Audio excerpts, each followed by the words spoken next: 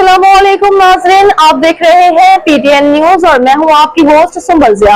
शामिल करते हैं आज की अहम खबरें। रियासत के खिलाफ हथियार उठाने वालों से कोई बात नहीं होगी। सदर, वज़ीर आज़म, वज़ीर दाखिला।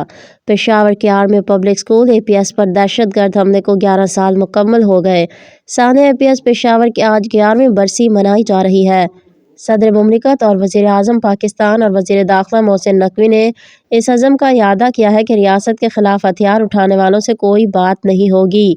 आर्मी पब्लिक स्कूल पेशावर पर हमले की 11वीं बरसी के मौके पर अपने पैगाम में सदर मुमलिकत आसिफ अली जरदारी ने APS शोधा को खराज अकीदत पेश करते हुए कहा कि कौम मासूम बच्चों की कुर्बानी कौम कभी फरामोश नहीं करेगी। APS के मुतासरा ख़ानदान के हौसले को सलाम पेश करते हैं। शोधा की याद हमारे अज़म का मज़ीद मजबूत करती है।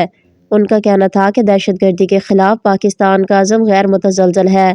दहशतगर्दों, उनके सहूलतकारों, माली मावनीन से कोई नरमी नहीं होगी।